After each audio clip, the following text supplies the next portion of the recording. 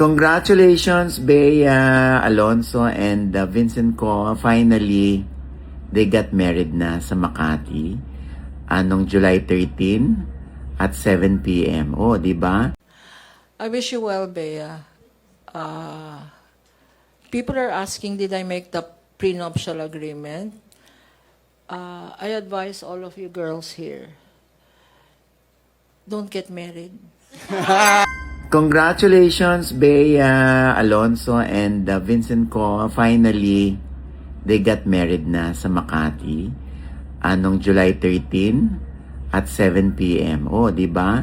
Ang nakawitness lamang ng kanilang kasal daw ay ang mga may-ari ng Sekosana Bags, kung saan merong brand doon si Bea, itong ang kanyang bash bags, di ba? At wala masyadong tao. Sila lang doon sa Makati City Hall. O, di ba?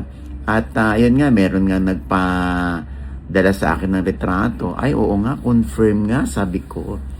Meron din silang COM o Certificate of Marriage. Oo, ay oo nga, sila na. O, di ba? Finally, di ba?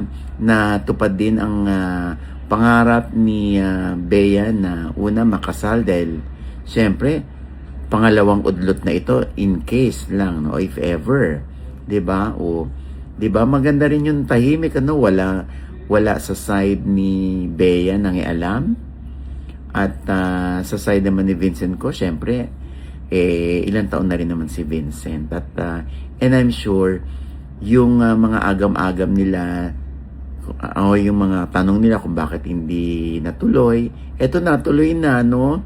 O yung prenup naman na issue, hindi naman na issue yun sa dalawa. Oo, yes, merong prenup daw, ha? At nandito nga raw si Attorney Lorna Kapunan ang siyang sa side ni Bea. Pero Diyos ko, napakaliit na bagay para sa prenup kasi kay Bea walang issue kay Bea yan dahil si Bea naman ay may pera. Oo. Yung syempre ibang marites lang na parang kinu-question na mas mayaman yung lalaki kaysa babae. Dahil pagdating naman sa puso, wala yan. Oo. Pagdating naman sa pag-ibig, hindi yan question. Hindi issue yung pera o hindi issue kung gaano kayaman si lalaki sa babae. Hindi. Basta, kahit may issue kami ni Bea, Diyos ko, buksan niyo man ang aking puso ngayon. Sobra akong happy for Bea.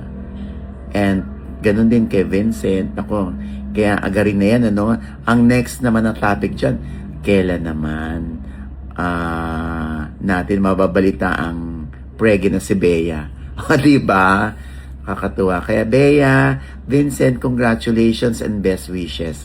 Tuloy-tuloy lang yan, ha?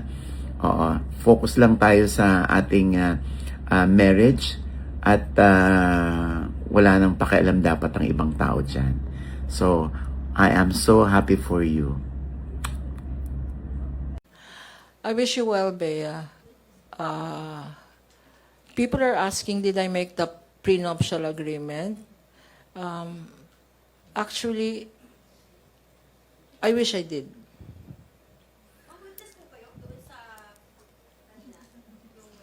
Where did you get that?